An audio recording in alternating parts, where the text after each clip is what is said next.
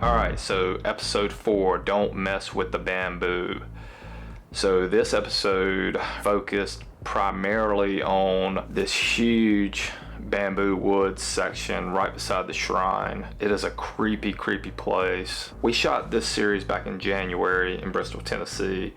And since then, I know Rick's cleared out a lot of, or not a lot, but some of the bamboo, and he's kind of moved the earth gate, which was beside the shrine, over to inside the bamboo area. But he said there's still tons of bamboo there. So while we were there, it was still very thick and very creepy. So the episode pretty much starts off with Rick giving us a tour of the bamboo area, talking about some of the unique trees there, talking about the birds that normally come and just kind of hang out there, but they didn't come this year. I think it was because of potentially Canadian wildfires. That's why they didn't come down. Rick talks about, shadow figures and other stuff throughout the bamboo. So very knowledgeable of that area, and I guess the sacredness of the bamboo in the other cultures and what Rick kind of believes in. So then the team heads out there. It's late. It's probably 1:30, 2 o'clock in the morning, where we head out there and start doing some investigating. EVP, spirit box, other stuff like that. Right in the middle of one of our investigations, I know that Shane and Josh saw a shadow figure.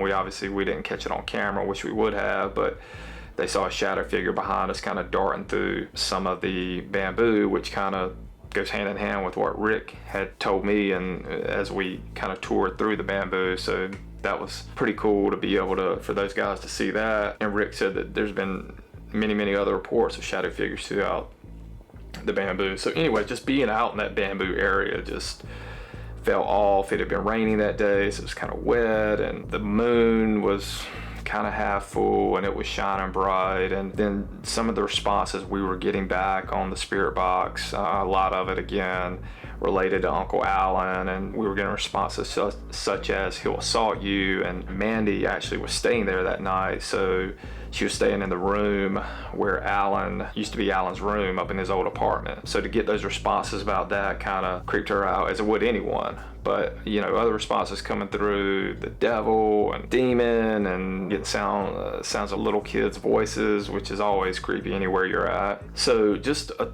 ton of evidence coming through, again, that relates to the shrine and to probably different rituals and different things that people have done out there. Other groups have done out there, and there's just something about those grounds that's really off, but really unique and really mysterious at the same time. So this episode kind of wraps up with Rick giving a couple other stories of the bamboo and how dangerous the bamboo can be if you don't respect it. So he gives a really detailed story about his neighbor who started cutting down some of the bamboo, and you have to watch it to see what happens to that. And then another crazy story of the state of Tennessee actually coming back to cut back some of the bamboo because it was kind of growing near power poles, which obviously Rick couldn't do anything about that. But crazy story that happened right in front of Rick's eyes. So this whole episode, primarily talks about the bamboo. Now, Rick does give another quick interview about his attachments that he has, and I think that's a very crazy thing that he accepts that he has these attachments. And the bamboo, Don't Mess with the Bamboo, episode 4, crazy. Check it out and let us know what you think about it.